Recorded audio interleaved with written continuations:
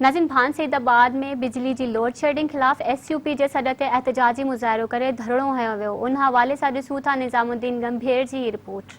हिते भान सईदाबाद में मुसलसिल नए SDO जे अचण सां बिजली शहर जी रमज़ान महीने में मुसलसिल 16 कलाक कटी थी वञे, जंहिंजे करे अॼु भान सईदाबाद में सिंध यूनाइटेड पार्टी जे अॻुवाणनि भान सईदाबाद प्रेस क्लब जे अॻियां एहतजाज करे धरणो वधीक हुननि खां पुछूं त हुननि जो छा चवणु आहे। असीं सिंध यूनाइटेड पार्टी जा वर्कर अॻुवाण भान सईदाबाद जा मुसलसल वापडा जो जेको अमलो आहे उहो करप्ट ऐं ना हलाए ऐं SDO जेको तिलपसीर जेको आयो आहे उहो राशि आहे मुख़्तलिफ़ पार्टियुनि जा ट्रांसफार्मर बंदि करे ऐं उहे पैसा वठी पोइ ट्रांसफार्मर चालू था कनि।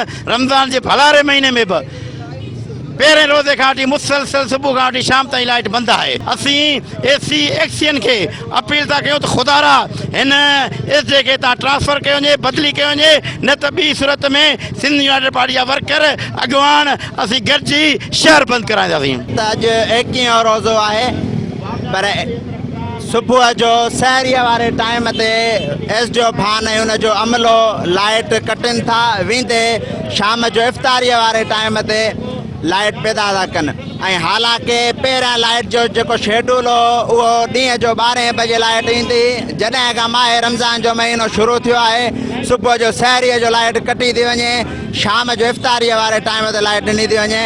SDO भान ऐं हुनजो करप्ट अमलो पंहिंजो मन मस्तियूं करणु लॻो आहे। SDO वॾेरनि जे औताकुनि ते सुतो पियो आहे, वॾेरनि जा कारखाना चालू कयो वेठो आहे, शहर वासियुनि खे परेशान कयो वेठो आहे। अॼु सिंध यूनाइटेड पार्टी जा कारकुन SDO भान ऐं हुनजे करप्ट अमले जे ख़िलाफ़ सरापा एहतजाज आहिनि। जे अगरि SDO भान पंहिंजी नाअहली ख़तमु न कई, शहर वासियुनि खे लाइट फराहम न कई त अॼु सिंध यूनाइटेड पार्टी जा कारकुन एहतजाज में आया आहिनि। हफ़्ते खां पोइ असां शटर बंदि हड़ताल जो सॾु ॾींदासीं। मुसलसिल 24 कलाक लोड शेडिंग कयो आहे, रोज़ेदार वेचारा गर्मियुनि में रोज़ा रखियो वेठा आहिनि।